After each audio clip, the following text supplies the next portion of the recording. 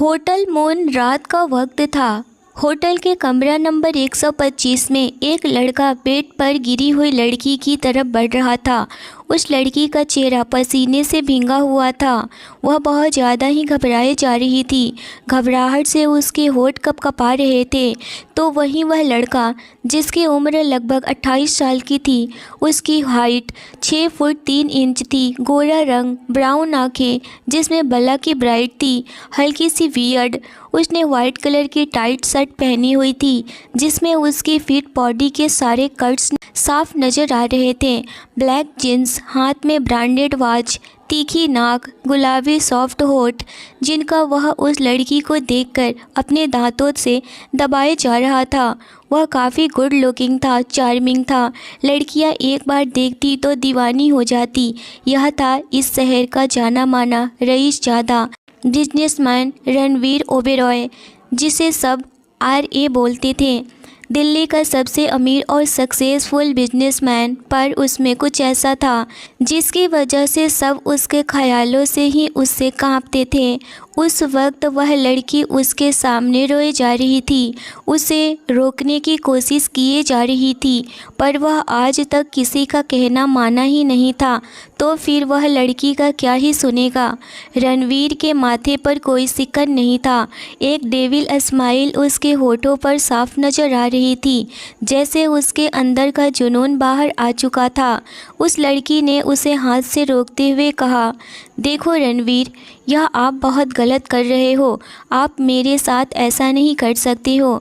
रणवीर बिना कोई जवाब दिए उसकी तरफ बढ़ते हुए सेडक्टिव वॉइस में बोला, तो जिद है मेरी, जिद है तुझे पाने की, बस तलब है खुद में संभालूं तुझे, बस इतनी सी चाहत है, सांस न लूँ एक पल तुझ बिन, बस इतनी सी हसरत है, तो जिद है मेरी। यह कहते हुए वह लगातार उसकी तरफ बढ़ रहा था। वह लड़की घबरा कर पीछे खिसकने लगी। रणवीर ने उस लड़की का हाथ पकड़कर अपनी तरफ खींचा और खुद बेड पर उसके ऊपर गिर गया।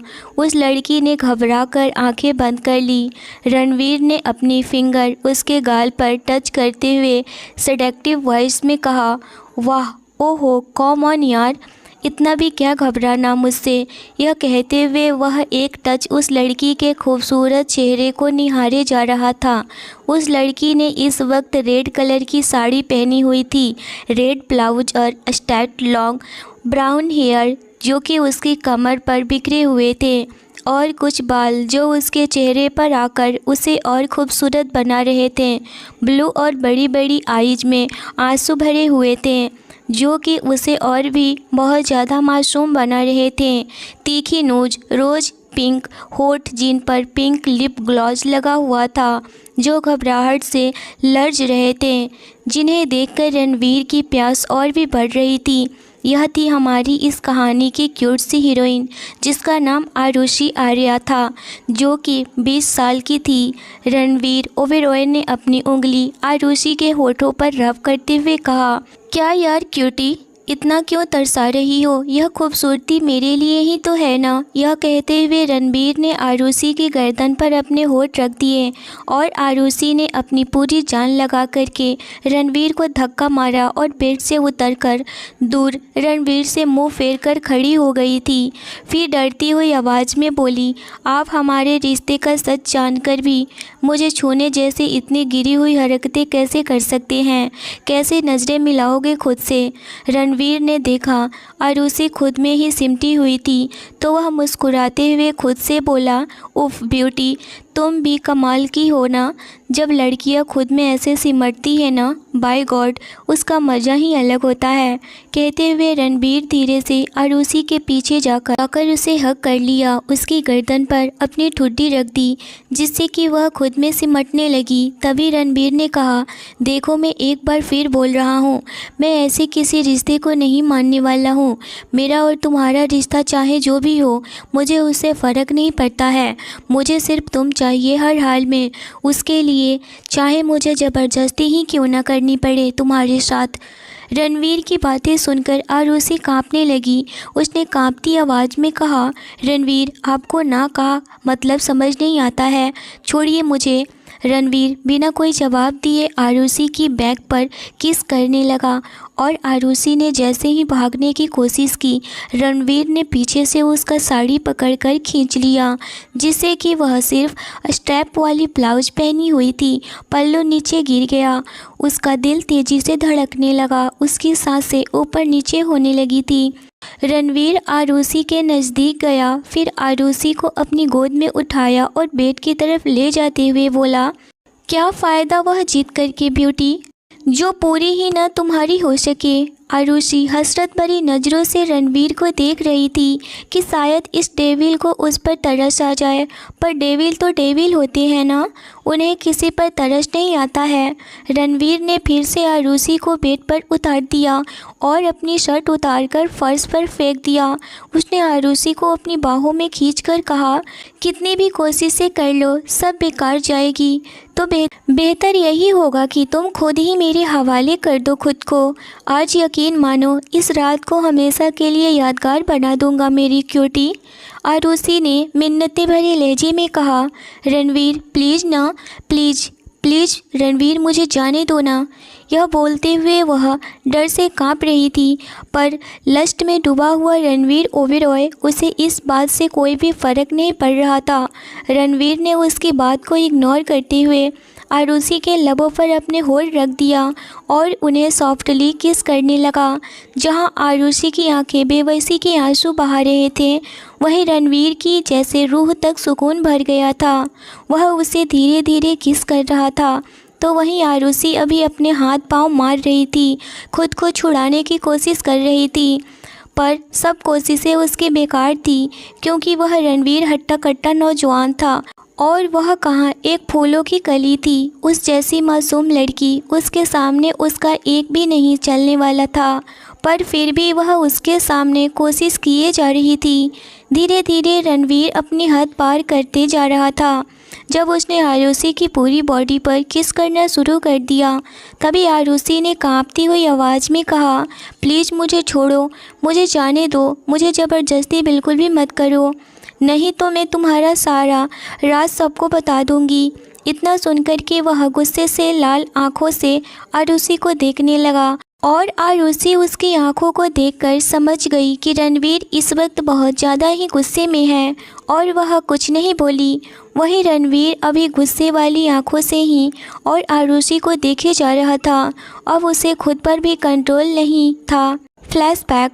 रणवीर ओबेरॉय की लग्जरी गाड़ी ओबेरॉय एम्पायर के सामने आकर रुकी। एक गार्ड ने गाड़ी का डोर खोला तो रणवीर ओबेरॉय बाहर निकला। उसने वाइट कलर की शर्ट पहनी हुई थी और ब्लैक पैंट और ब्लैक ब्लेजर पहने हुए था। आंखों पर ब्लैक चश्मा, हाथ में वॉच, जिसमें वह बेहद ही हैंडसम लग रहा था। तेज़ी से चल कर के वह ओबेरॉय एम्पायर में एंटर हुआ। उसके चेहरे पर उस वक्त भारी गुस्सा था।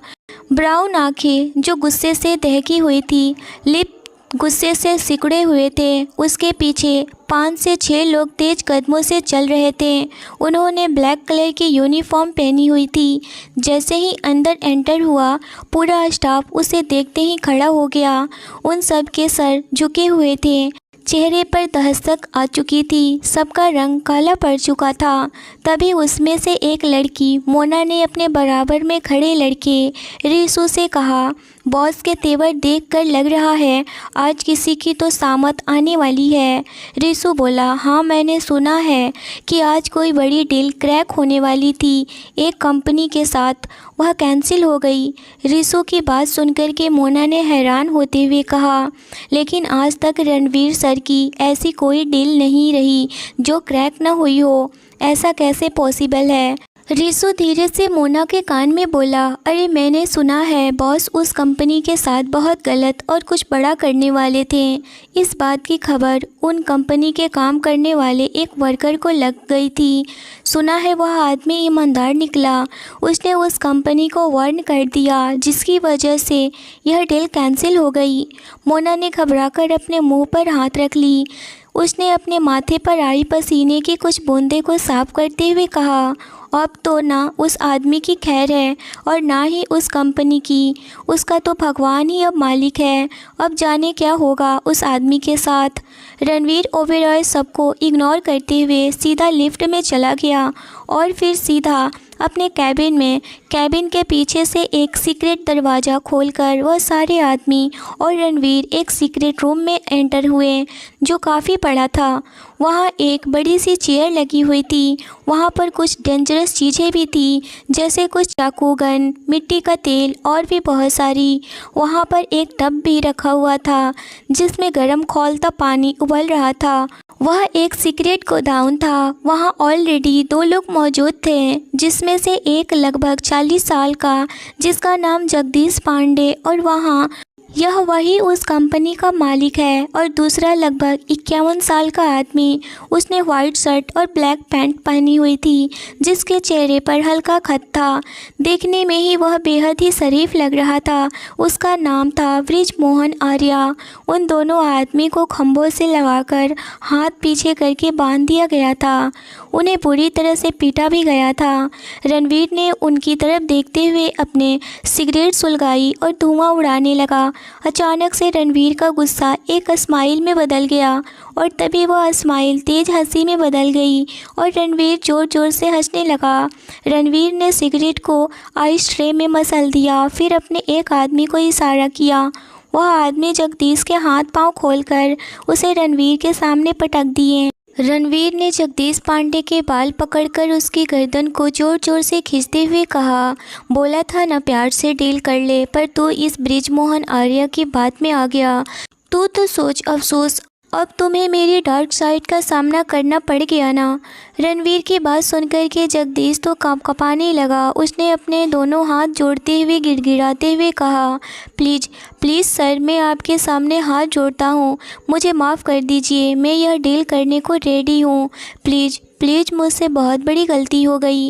कहते हुए जगदीश गिड़गिड़ा रहा था। रणवीर ने कुछ पल उसे देखा, फिर उसे ज़मीन पर धक्का देकर ज़ोर से हंसने लगा। फिर उठा और चलते हुए वह बृजमोहन जी के पास आकर और रुक गया। फिर उनकी आंखों में देख कर के बोला, तेरी वजह से हुआ है ना ये सब बुड्ढे, तेरा नंबर भी आएगा। पहले इस जगदीश के बच्चे से तो निपट लो। रणवीर की बात सुनकर के बृजमोहन जी का चेहरा डर से भर गया, पर उनके चेहरे पर कोई भी मलाल नहीं था, क्योंकि वह जानते थे उन्होंने एक नेक काम किया है, इसीलिए वह चुप ही रहे। रणवीर ने अपने एक आदमी को इशारा किया। उस आदमी ने रणवीर को कुछ पेपर्स को दे दिए। रणवीर वापस उस चेयर पर आकर बैठ गया और वह पेपर सामने पड़े टेबल पर रख दिया और जगदीश से कहा, साइन कर इस पेपर पर। जगदीश ने अपने कांपते हाथों से वह पेपर उठा लिया और उनको पढ़ने लगा। तो वही रणवीर ने कहा, पढ़ने की ज़रूरत नहीं है, मैं बताता हूँ इसमें क्या लिखा है। तुम अपना पूरा बिजनेस और सारी प्रॉपर्टी मेरे नाम कर रहे हो, वह भी अपनी खुशी से। यह बोलते हुए एक डेविल स्माइल उसके होठों पर आ गई थी। जगदीश ने कपकपाती आवाज़ में कहा, पर आपको तो बिजनेस डील करनी थी ना, फिर प्रॉपर्टी क्यों? जगदीश के इस सवाल पर रणवीर ओबेरॉय की ब्राउन आंखें बड़ी बड़ी और गहरी हो गई थी, जो कि सिकुड़ गई और सफ़ेद मोती जैसे दांत आपस में टकरा गए। वह दांत पीसते हुए जगदीश का गला पकड़ा और उसे ज़ोर ज़ोर से खींचते हुए, जिसे जगदीश का दम घुटने लगा। उसकी यह हालत देखकर बृजमोहन जी के माथे पर भी पसीने की बूंदें भर आई थी। रणवीर ने सर्द आवाज़ में कहा, तब बात बिजनेस की डील की थी, पर अभी बात मेरी जीत पर आ गई है, तभी तो तुम्हें बर्दाश्त करना पड़ेगा। सॉरी। हाँ, और तुमने साइन नहीं किया तो तुम जानते हो कि क्या क्या कर सकता हूँ मैं। यह कहते हुए वह बेहद ही खतरनाक लग रहा था। वहीं दूसरी तरफ आरुषि बेचैनी से इधर से उधर टहले जा रही थी, क्योंकि आरुषि बृजमोहन आर्या की ही बेटी थी। उसने वॉच को देखते हुए कहा, डैड कहाँ रह गए आप? आप तो 5 बजे तक ऑफिस से आ जाते थे, अभी तो 6 बज गए, क्यों नहीं आए आप? अभी तक कॉल भी नहीं लग रही है और कहे जा रही थी, डैड आप कहाँ रह गए, अब तो जल्दी से घर आ जाइए ना, काफ़ी देर हो गई है, मुझे बहुत डर लग रहा है, आपको पता है ना आपके बिना मैं इस घर में नहीं रह पाती हूँ। आप कहाँ हैं डैड? बेचैनी से आरुषि का बुरा हाल था।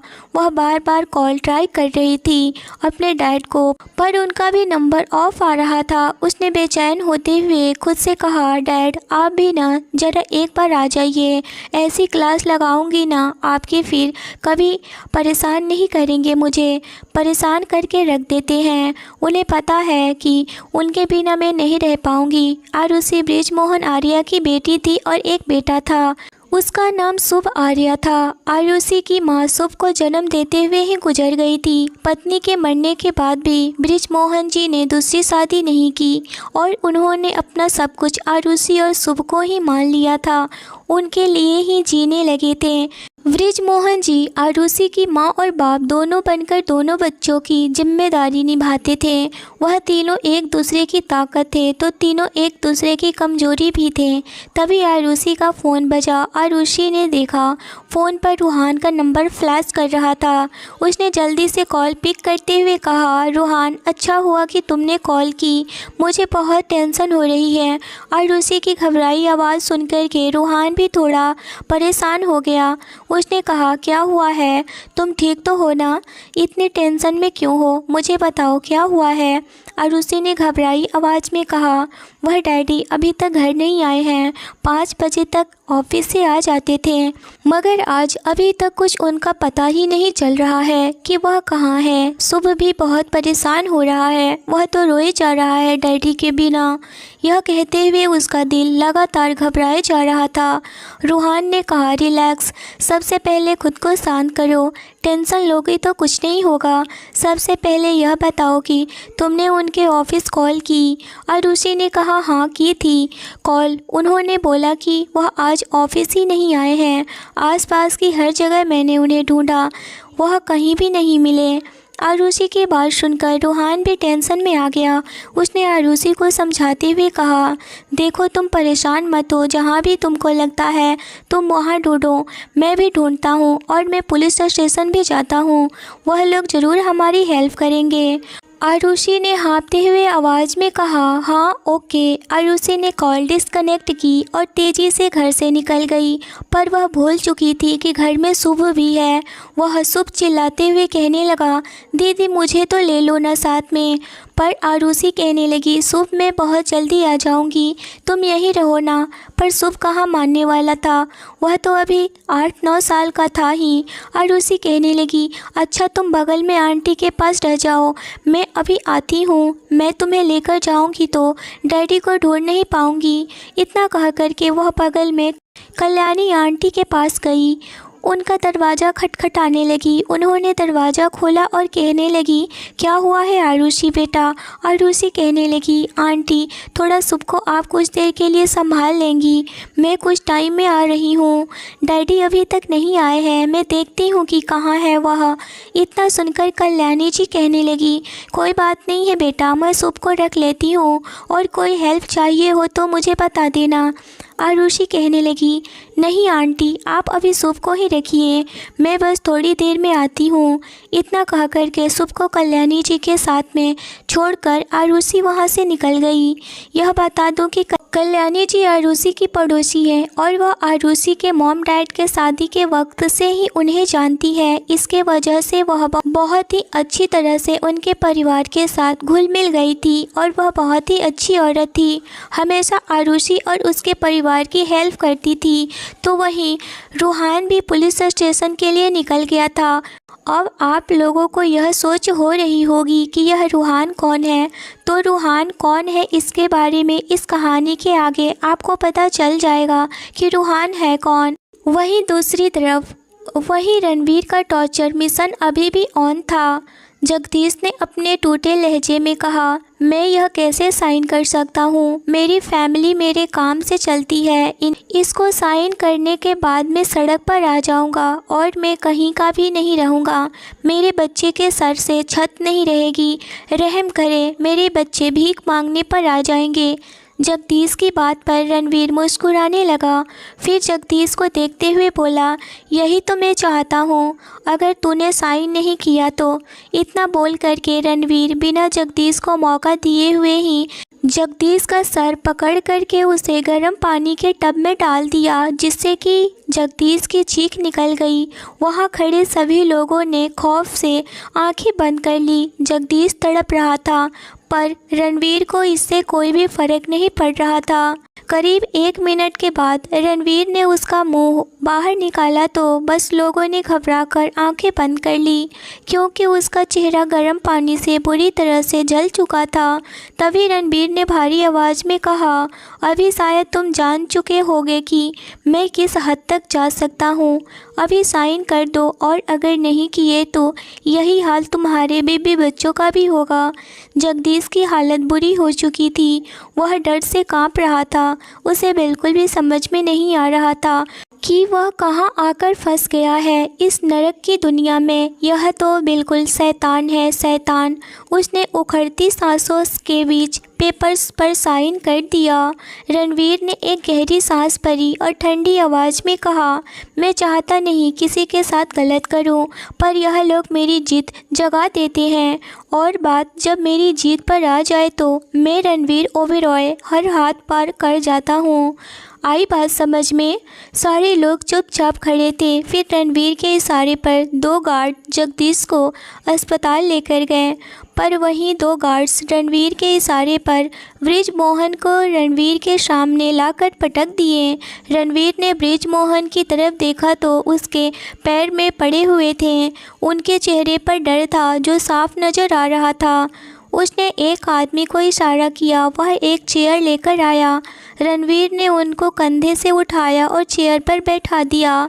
फिर उसने शायराना अंदाज में कहा, जिद में अपनी दुनिया को मिटा दूँ, हद से बढ़ जाऊँ, खुद को भी जला दूँ। मत जगाओ पागलपन मेरा, जिद में आ जाऊँ तो खुद को भी मिटा देता हूँ। कहते हुए उसकी आवाज़ में एक पागलपन सा नजर आ रहा था जो सभी को चौंका रहा था। उसने बृजमोहन जी से कहा, मिस्टर बृजमोहन, मैं जानता हूँ कि आप जगदीश की कंपनी में अकाउंटर संभालते हैं, और मैंने यह भी सुना है कि आप बहुत नेक और ऑनेस्ट हैं, तो अभी आपको क्या सज़ा दी जाए। कहते हुए वह इधर से उधर टहलने लगा। उसके बोले लफ्ज़ सुनकर बृजमोहन जी अंदर ही अंदर दहल रहे थे। उनके साथ शायद जगदीश से भी बुरा बर्ताव होगा। उन्होंने कांपते हुए आवाज़ में कहा, सर, मैंने कुछ गलत नहीं किया है। मैं वहाँ काम करता था तो उनको सही और गलत बताना मेरा फ़र्ज़ था। मैं तो बस अपनी ईमानदारी से ड्यूटी कर रहा था, और मैं हमेशा ही अपनी ईमानदारी से ही ड्यूटी करना चाहता हूँ। तभी ज़ोर से चिल्लाते हुए एक आवाज़ आई, चुप, एकदम चुप। इससे पहले कि बृजमोहन जी अपनी बात पूरी करते, रणवीर इतनी ज़ोर से चिल्लाया कि वहाँ मौजूद सभी लोग चौंक से गए थे और उनका दिल दहल गया था। फिर वह ऊंची आवाज़ में बोला, ईमानदारी यही सबसे प्यारी है ना तुमको?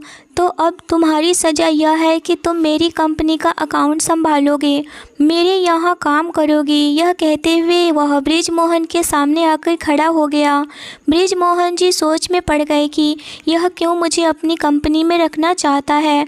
उसको यूँ सोच में डूबा हुआ देख करके रणवीर कहा, क्या सोच रहे हैं आप मिस्टर बृजमोहन जी? यही ना कि मैं आपको सज़ा में जॉब ऑफ़र क्यों कर रहा हूँ। कहते हुए रणवीर ज़ोर ज़ोर से हंसने लगा, सामने आया और चेयर पर बैठ गया। बृजमोहन के मुंह पर झुककर उनका जबड़ा जोर से खींचते हुए दहशत से बृजमोहन जी की आंखों में आंसू बहने लगा, हाथ पैर कांपने लगे। अचानक से वह हंसी तेज गुस्से में बदल गई।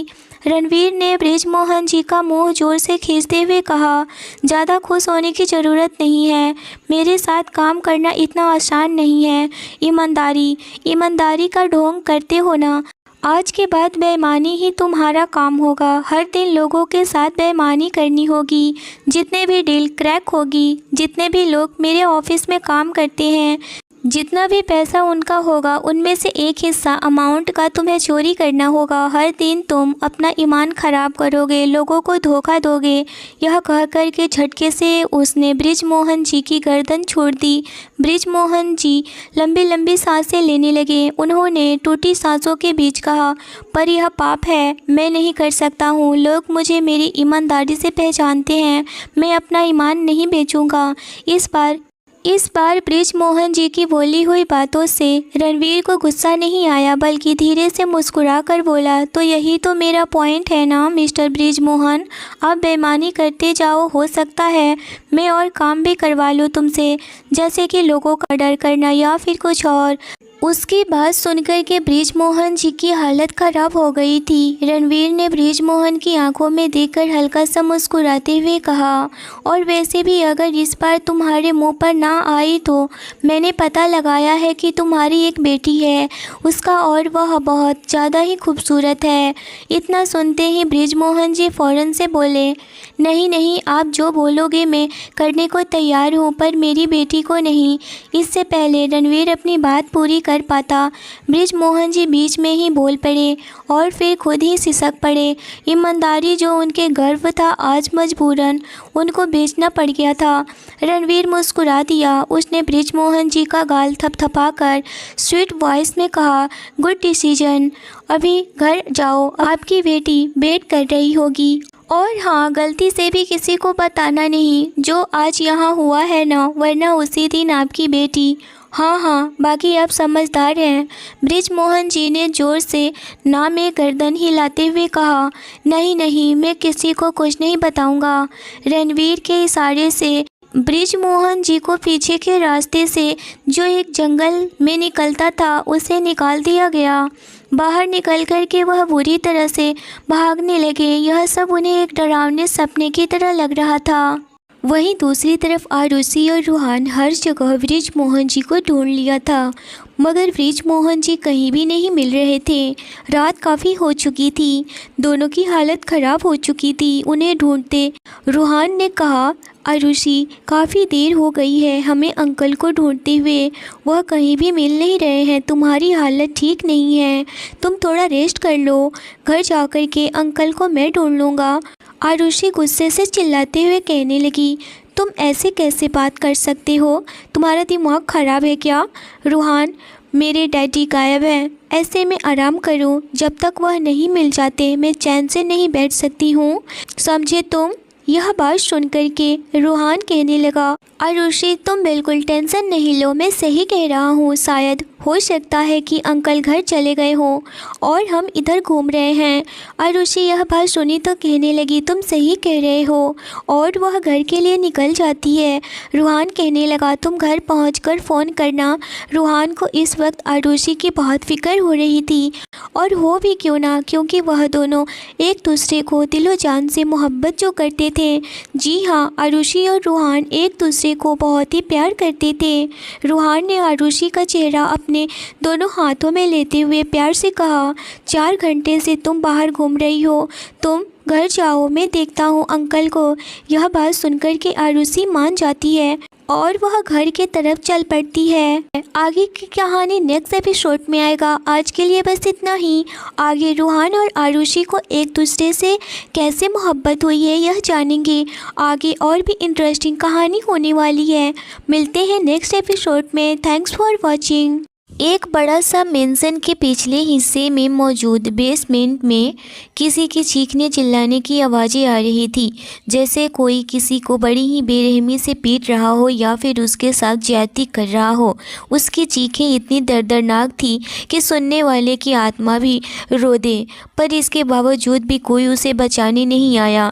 चीखने चिल्लाने की आवाज़ें धीरे धीरे कम होते हुए बिल्कुल बंद हो गई थी, लेकिन सब अपने कानों पर हाथ धरे बैठे हुए रहे, जैसे किसी को कोई फर्क ही नहीं पड़ा। वो बेसमेंट में अधमरी सी हालत में पड़ी एक लड़की के कराहने की दर्द भरी आवाज़ आ रही थी। उसका शरीर और उस पर मौजूद चोटों के निशान यह बताने के लिए काफ़ी थे कि उसके साथ कितनी बर्बरता की गई है। वह डर से कराहती रही कि तभी बेसमेंट का दरवाज़ा खोलने के साथ किसी के अंदर आने की आवाज़ आई। वह लड़की, पानी पानी दे दो, बहुत प्यास लगी है, आवाज़ में कहा तो उस शख्स की आंखें आंसुओं से भर गई और उसने तुरंत अपने साथ छुपा कर लाया हुआ पानी का गिलास उसके होठों से लगा दिया। उस लड़की ने जैसे ही पानी का पहला घुट गया, उसके गले में एक तेज दर्द भरा और वह दर्द से छटपटा गई। पर न जाने कब से पानी की एक बूंद के लिए तरसती वह लड़की अपना दर्द बर्दाश्त कर पानी का एक एक घूंट अपने गले के नीचे उतारती रही, जबकि आंखों से बहते आंसू उसके गालों से लुढ़कते हुए उसकी गर्दन पर मौजूद उन निशानों पर पहुंच रहे थे जो कि किसी की अंगुलियों के थे, मानो कि किसी ने उसका गला घोंटने की कोशिश की हो। तुम यहाँ से भाग क्यों नहीं जाती, वरना वह लोग तुम्हें इसी तरह तड़पा कर मार डालेंगे, उस इंसान ने कहा। तो वह लड़की अपनी दर्द भरी नज़रों से उसे देखा था। तुम यहाँ जिंदा नहीं रह पाओगी, वह लोग तुम्हें मारना चाहते हैं, इसीलिए अगर खुद को बचाना हो तो भाग जाओ यहाँ से। वह लड़की कहने लगी, मरने दीजिए, अभी जिंदा रहकर मैं क्या कर लूँगी, मुझे जिंदा रहने की इच्छा नहीं है। इतना सब कुछ होने के बाद अगर मैं मर जाऊँ तो ही अच्छा है। उस लड़की की कांपती हुई आवाज़ आई। वह सच में अब नहीं जीना चाहती थी। ऐसी बदतर ज़िंदगी से तो अब मौत ही भली थी उसके लिए। नहीं, तुम नहीं मर सकती, तुम्हें जिंदा रहना होगा, अपने लिए ना सही पर किसी और के लिए। तुम इतनी आसानी से हार नहीं मान सकती हो। क्या तुम्हारी ज़िंदगी का कोई मोल नहीं तुम्हारी नज़रों में? जो तुम मरने की बातें कर रही हो, सब चाहते हैं कि तुम मर जाओ, पर तुम जी कर दिखाओगी अपने लिए और अपनों के लिए। उसने अपनी बात अधूरी छोड़ दी। उसके पास वक्त कम था और वह आज कैसे भी करके उसे इस मेंशन से दूर भेजना चाहती थी, इतनी दूर की जहाँ से यह लोग पर की परछाई भी उस तक न पहुँच सके। लेकिन इसके लिए उसे जल्दी से जल्दी अपने सारी हिम्मत और उम्मीद की चिता जलानी होगी। लड़की को यहाँ से भगाने के लिए मनाना होगा। तभी वह लड़की बोलती है, मत कीजिए मेरे लिए कुछ भी, खुद को खतरे में डालकर मत कीजिए मुझे जिंदा रहने की नाकाम कोशिशें। मैं तो कब का मर चुकी हूँ, अब बस जिंदा लाश बची है मेरी, जिससे बचाकर आपको कुछ हासिल नहीं होगा। उसने अपने काले घेरे से घिरी हुई सूजी लाल आंखों से देखते हुए कहा। आंखों से पानी बीते दिनों में ही कुछ यूं ही सूखा था कि आंखों से आंसू आना भी बंद हो चुके थे। मरने जीने का फैसला भगवान करते हैं, हम इंसान नहीं। और भगवान ने तुम्हें जो इतनी अनमोल ज़िंदगी दी है उसे तुम किसी और की वजह से बर्बाद मत करो। और अब कुछ भी ठीक नहीं होता है, सब कुछ तो पहले ही बर्बाद हो चुका है। किस उम्मीद के सहारे में यह मान लो कि सब कुछ ठीक हो जाएगा। वह हार चुकी थी अपनी ज़िंदगी से, वह भी बहुत बुरी तरीके से, और वह अपनी मौत से भी हारना चाहती थी। इसी इंतज़ार में थी कि वह अपनी मौत का कब उसकी मौत आएगी और उसकी ज़िंदगी को हराकर उसे अपने साथ लेकर जाएगी, ताकि इस नर्क भरी ज़िंदगी से हमेशा के लिए छुटकारा मिल जाए। नहीं नहीं, मैं आगे बढ़ सकती हूँ। अगर मैं इस दहलीज से बाहर कदम रखा और वह जान जाएंगे और मेरे साथ वह अपनी आपकी भी जान ले लेंगे।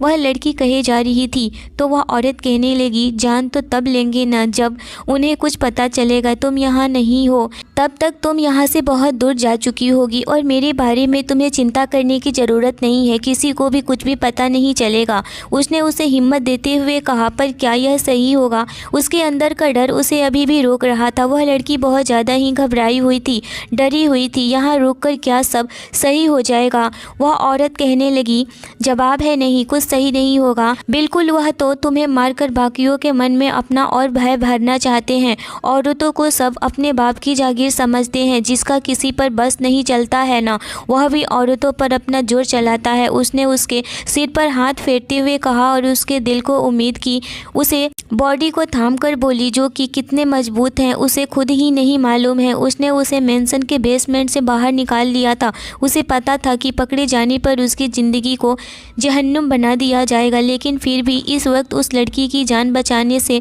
ज़्यादा ज़रूरी उसके लिए कुछ भी नहीं था। अगर आज उसने उसे नहीं बचाया तो शायद कल उसकी ज़िंदगी का आखिरी दिन हो। वह भाग रही थी सबको छोड़ करके, अपनी ज़िंदगी की उम्मीद में वह भाग रही थी कि अपनी मौत को पीछे छोड़ करके। उसने अपनी दर्द भरी आंखों से उस मेंशन को आखिरी बार देखा और आंखों से बहते हुए आंसुओं को पोंछती आगे बढ़ गई एक नई ज़िंदगी की तलाश में।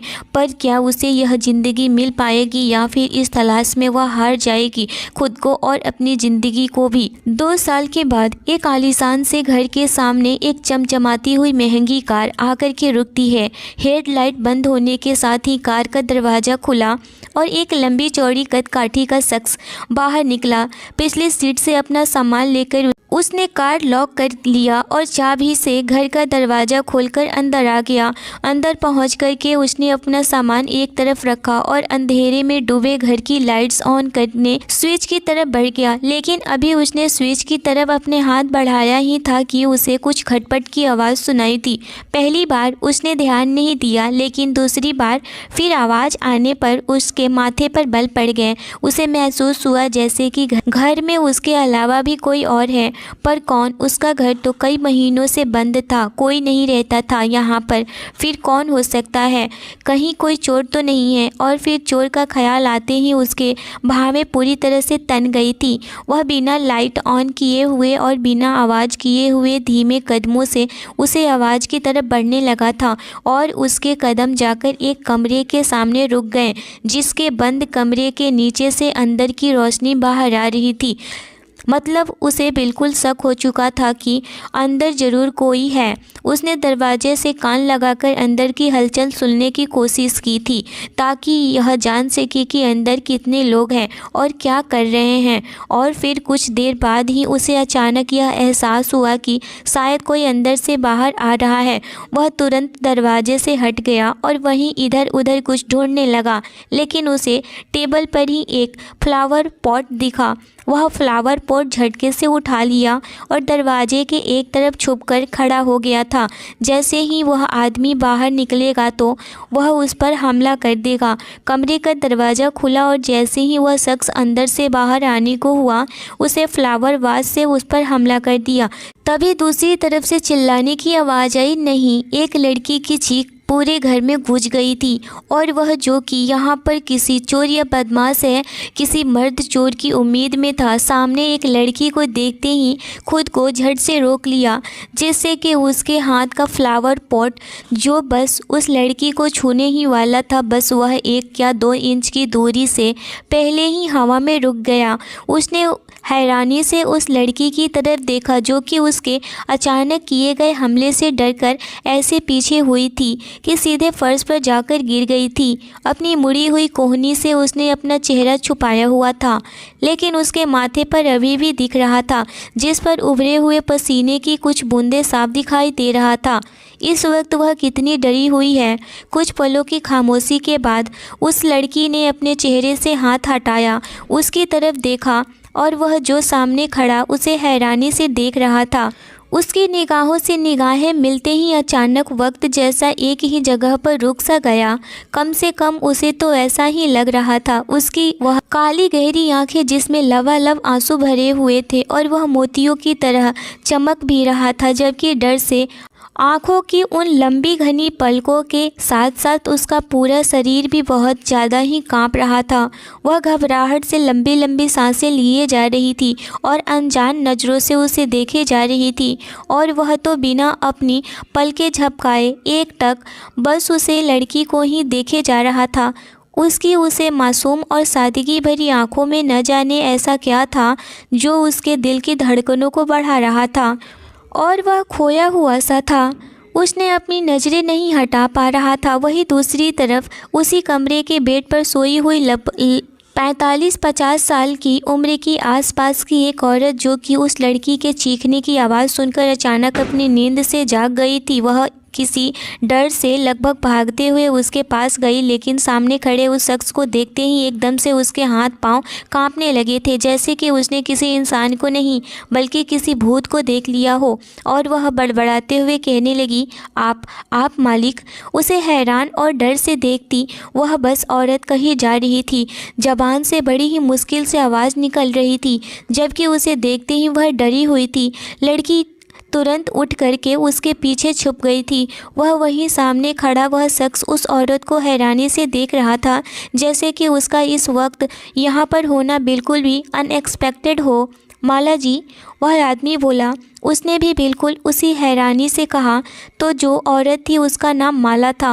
वह इधर उधर देखने लगी थी, जबकि उसके पीछे वह लड़की छुपकर खड़ी हो गई थी, अपनी डरी सहमी नज़रों से बस उन दोनों की तरफ देखते हुए उन्हें समझने की पूरी कोशिश कर रही थी, जिससे कि वह इतनी समझ पाई थी कि वह दोनों एक दूसरे को पहचानते हैं। तभी एक छोटे से बच्चे की रोने की तेज़ आवाज़ आई और सबकी नज़रें घूमकर पीछे बेड की तरफ चल पड़ी, जहां पर कैड्रल में एक छोटा सा बच्चा रोते हुए हाथ पैर पटक रहा था। क्या अभी कोई और भी है यहाँ? उसने बेयकीनी से माला की तरफ देखते हुए पूछा। उसने समझ नहीं आ रहा था कि यह लड़की और बच्चा कौन है, और सबसे बड़ी बात कि माला इस वक्त यहाँ पर उसके घर में क्या कर रही है।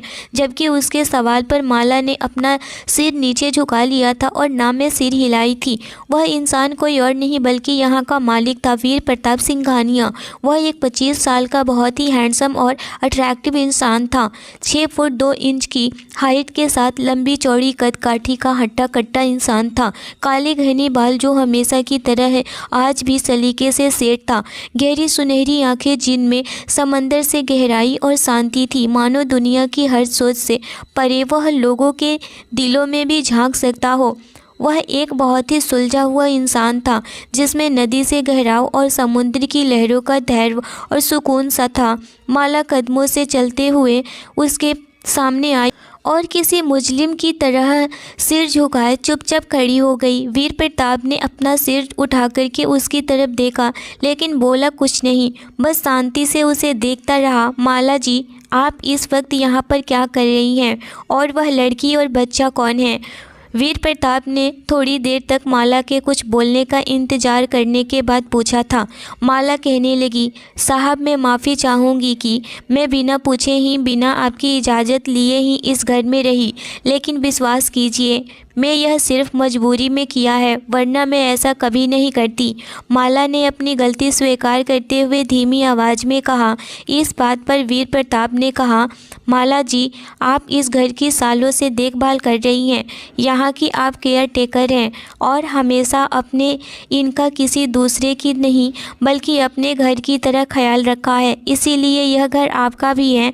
बस आपने पहले इस बारे में कुछ बताया नहीं और ना ही मुझे इसका कोई अंदाज़ा था, इसीलिए खाली पड़े घर में अचानक आपको देखकर मैं थोड़ा सा सरप्राइज हो गया, वरना आप इस घर में रह रही हैं, मुझे इससे कोई भी प्रॉब्लम नहीं है। इतना सुनकर के माला कहने लगी, यह आपकी अच्छाई है साहब कि आप मुझे इतना मान दे रहे हैं, वरना अगर आपकी जगह कोई और होता तो मुझे इस घर से बिना कुछ बोले ही धक्के मारकर भगा दिया होता, लेकिन आपने मुझे इतनी इज्जत दी, आपके इस बड़कपन के लिए मैं बहुत बहुत शुक्रिया। माला ने कृतज्ञ से अपने हाथ जोड़ करके वीर प्रताप की उम्र भले ही बहुत छोटा था, पर वह उसका बहुत सम्मान करती थी, इसीलिए नहीं कि वह एक रईस ज़्यादा था और वह उसके फार्म हाउस की एक मामूली सी केयर टेकर थी, बल्कि इसलिए क्योंकि वह अपने नम्र दयालु और प्यार भरे व्यवहार के साथ साथ सबका मान सम्मान भी जानता था। सिर्फ पैसों से नहीं बल्कि दिल से भी वह बहुत ज़्यादा अमीर था, और घमंड इस तरह का कोई शब्द तो उसके अंदर कहीं दूर दूर तक नहीं था।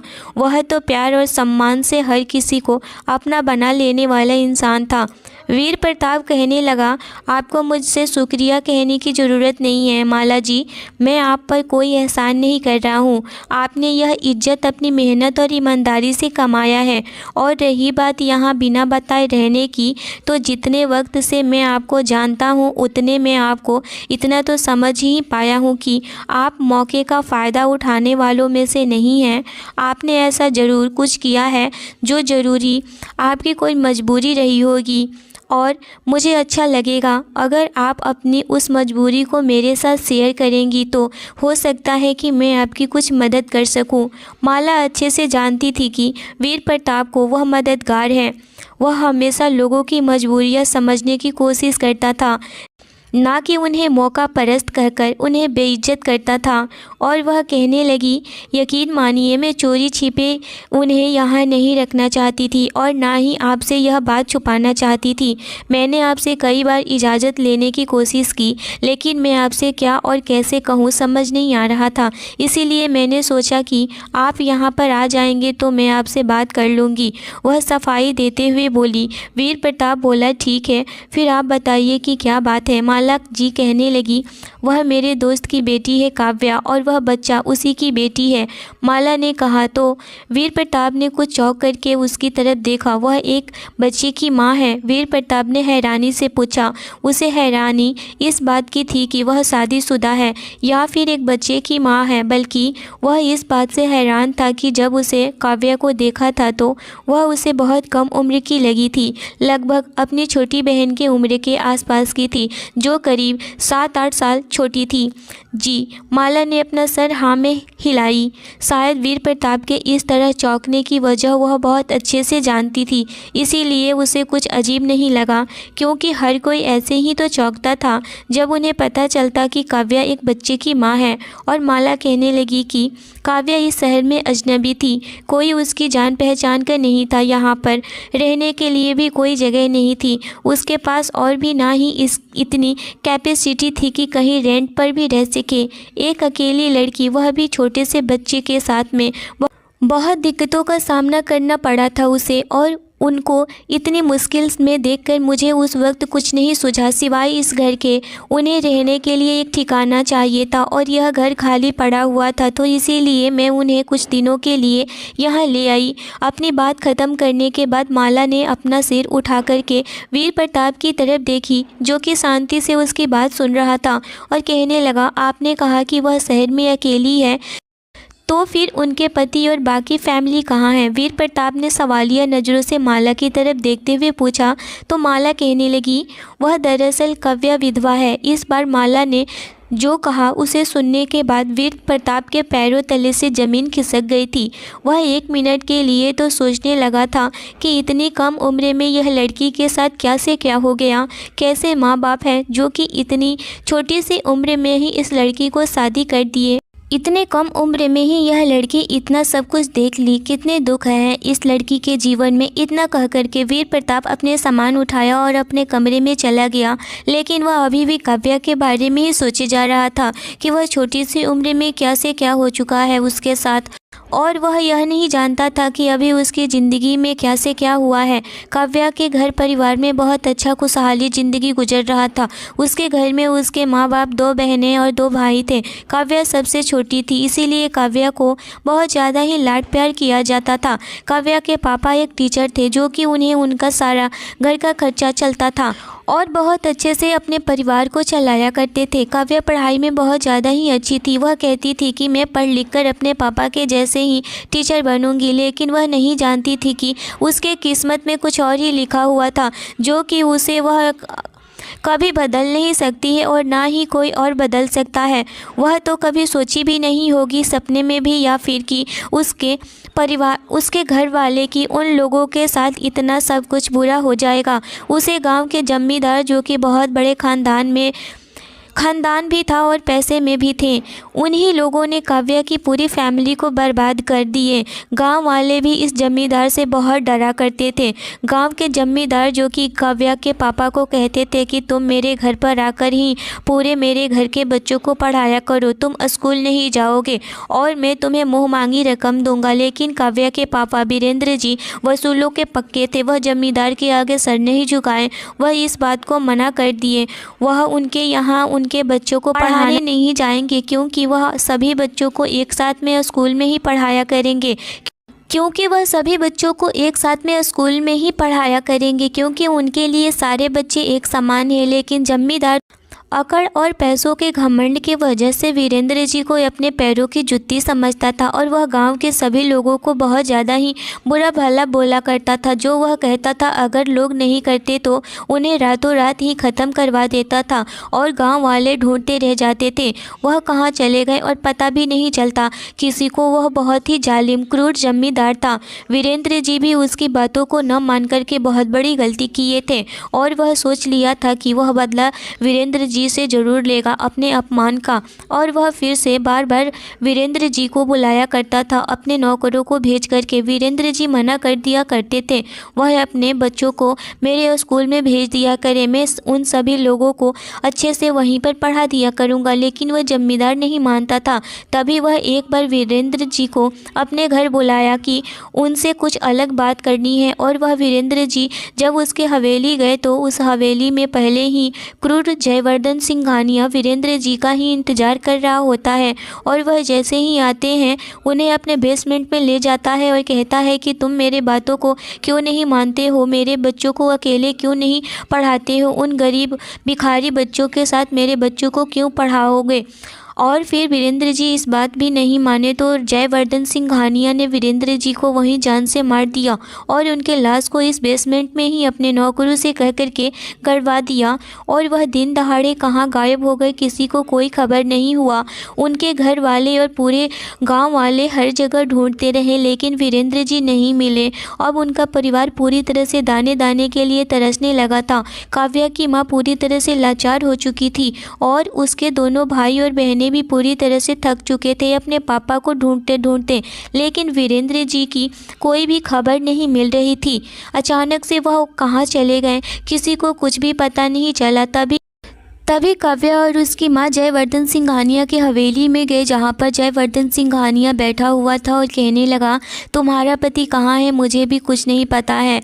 मैं भी पता लगाने की कोशिश किया लेकिन तुम्हारा पति कहीं भी नहीं मिला।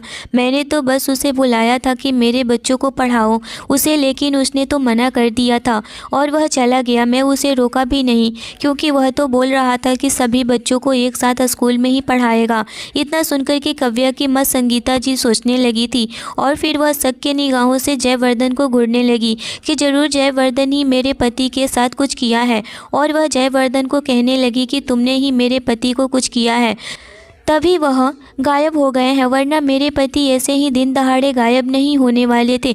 जरूर तुमने ही उन्हें मारा है। जयवर्धन यह बात सुना तो पूरी तरह से हिल चुका था कि इस औरत को कैसे खबर हो गया कि मैंने इसके पति को मारा है, जबकि इस गांव में तो किसी को कुछ भी पता नहीं चलता है।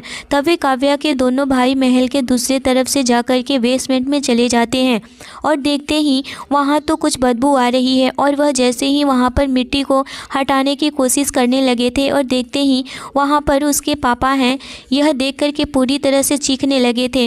और वहीं जयवर्धन के नौकर पूरी तरह से यह देख कर के चौंक उठते हैं कि यह दोनों लड़के तो अपने बाप के लाश को देख चुके हैं। इतना देखते ही उसके नौकर जाकर के जयवर्धन के कानों में कहते हैं कि मालिक, जिस आदमी को हमने मारा था उसके दोनों बच्चे बेसमेंट में जाकर के अपने बाप के लाश को पता लगा चुके हैं, अब हम क्या करें। इतना सुनते ही जयवर्धन सिंघानिया कहने लगा जाकर उन दोनों लड़कों को भी जान से मार दो। इतना सुनना था कि उसके नौकर वहां चले गए और बेसमेंट में ही जाकर काव्या के दोनों भाइयों को भी जान से मार देते हैं। वह इंसान नहीं बल्कि जल्लाद होते हैं। उन लोगों के दिल में दया नाम की कोई चीज़ ही नहीं थी।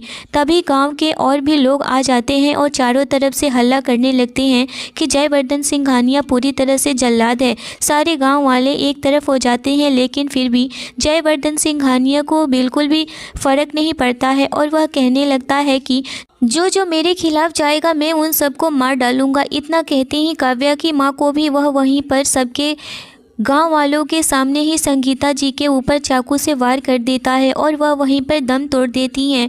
यह देख कर के काव्या की बड़ी बहन अपनी माँ को पकड़कर रोने लगी थी। वहीं काव्या बुरी तरह से डर जाती है और गांव वालों के भीड़ में डर के मारे छुप जाती है कि कहीं उसे भी वह लोग न मार दें। लेकिन फिर वह छुपकर वहां से देखती है कि उसकी बहन को भी उन लोगों ने मार दिया। गाँव वाले पूरी तरह से दहशत में हो गए थे और वह कुछ बोल नहीं पाए थे। और वह कुछ नहीं बोलते हैं कि कहीं वह लोग बोलेंगे तो जयवर्धन सिंघानिया उन लोगों को भी न मार दे। तभी जयवर्धन सिंघानिया के 2 भाई थे, वह दोनों भाई वहां पर आ जाते हैं और कहते हैं भैया आप कहें तो इसके पूरे खानदान को मिटा दिया जाए। तभी जयवर्धन कहने लगा इन सारे गांव वालों को बिल्कुल भी डर नहीं है, अब वीरेंद्र के पूरे खानदान को हमने मिटा दिया है, बस इसके बच्चे ही मिट जाएं। 2 बच्चे मिट चुके हैं और यहाँ पर लड़की भी मर चुकी है। तभी जयवर्धन सिंघानिया का भाई विक्रम सिंघानिया बोला भैया आपने इस लड़की को क्यों मारा, यह तो हमारे रातें रंगीन करने के लिए होती। तभी जयवर्धन सिंघानिया कहने लगा वह भारी गलती हो गई है, अब जाने दो, लेकिन एक छोटी बेटी भी है, ढूंढो उसको, कहाँ है वह। इतना कहने की देर थी कि काव्या वहाँ से भाग निकली और वह छुपते छुपाते अपने घर पर पहुँच गई। लेकिन वह सोचने लगी कि अगर मैं यहाँ घर पर रहूँगी तो उन लोगों को पता चल जाएगा, इसीलिए वह अपनी सहेली के घर जाकर छुप जाती है और उसकी सहेली भी उसे ऐसी जगह छुपाई जिससे कि जयवर्धन के भाई विक्रम सिंघानिया ढूंढता रह गया था, लेकिन काव्या उसे मिली नहीं थी। अभी